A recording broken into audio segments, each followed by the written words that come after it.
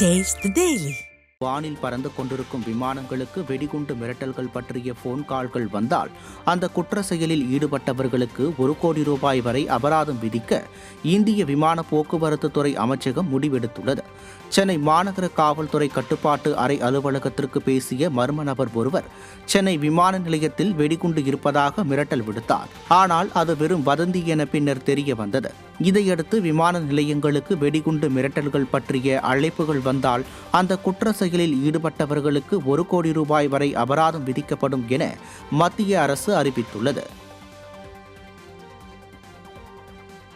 திண்டுக்கல் மாவட்டம் ஒட்டன்சத்திரம் செய்தி நிதி நிறுவன அதிபர் வீட்டில் நடைபெற்ற சோதனையில் கோடிக்கணக்கில் பணம் மற்றும் ஆவணங்கள் கைப்பற்றப்பட்டது.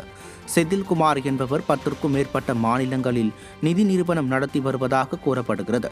இந்நிலையில் திடீரென வருமான வரித்துறையினர் அவருக்கு சொந்தமான இடங்களில் சோதனை மேற்கொண்டனர். சோதனையின் முடிவில் கணக்கில் வராத சுமார் 10 கோடி ரூபாய்க்கும் மேல் ரொக்கப்பணம் மற்றும் 240 கோடி ரூபாய் மதிப்பிலான ஆவணங்கள் உள்ளிட்டவை கைப்பற்றப்பட்டதாக வருமான வரித்துறை அதிகாரிகள் தகவல் அளித்துள்ளனர். காஞ்சிபுரம் மாவட்டம் கூரம் கிராமத்தில் கடந்த அதிமுக ஆட்சியில் வழங்கப்பட்ட பட்டா ரத்து செய்யப்பட்டதை கண்டித்து ஆதிதிராவிடர் மக்கள் ஆட்சியர் அலுவலகத்தில் தர்ணாவில் ஈடுபட்டனர். கூரம் கிராமத்தில் கடந்த அதிமுக ஆட்சியில் 82 ஆதிதிராவிட மக்களுக்கு வழங்கப்பட்ட வீட்டுமனை பட்டாவை மக்கள் விரோத திமுக அரசு முன்னறிவிப்பு இன்றி ரத்து செய்துள்ளது. இதேபோல் பணம் செலுத்திய 54 பேருக்கும் பட்டா வழங்காமல் இழுத்தடிக்கப்பட்டுள்ளது.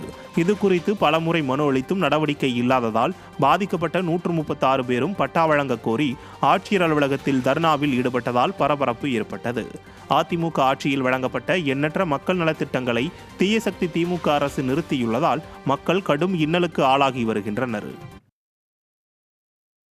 வந்து கேட்கும்போது இது கேன்சல் ஆகி போச்சுன்னு சொல்றாரு. கேன்சல் ஆயிடுச்சு, உங்களுக்கு அந்த பட்டா இல்லை, வேற ஆளுங்களுக்கு போகுதுன்னு சொல்றாரு. அதுக்கப்புறம் நாங்கள் இது வரைக்கும் 10 முறை வந்து மனு கொடுத்தோம், கேட்டு பார்த்துட்டோம்.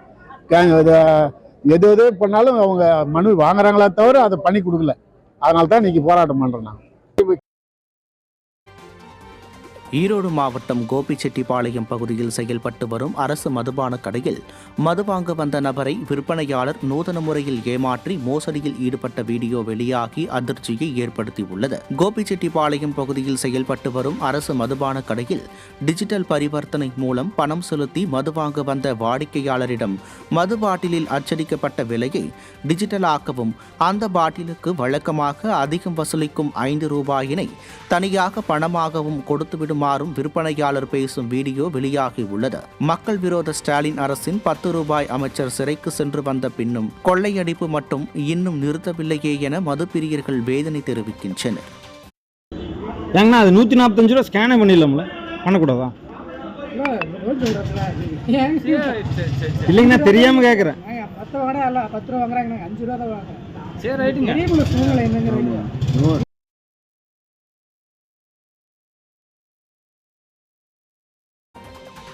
திருவண்ணாமலை அடுத்த கெங்கம்மாதேவி பகுதியில் புரட்சித் தலைவர் எம்ஜிஆரின் 37ஆம் ஆண்டு நினைவு தினத்தை ஒட்டி அவரது திருவுருவ படத்திற்கு அதிமுக முன்னாள் சட்டமன்ற உறுப்பினரும் மாநில வர்த்தக அணி இணை செயலாளருமான வி. பன்னீர்செல்வம் தலைமையில் மலர் தூவி மரியாதை செலுத்தப்பட்டது.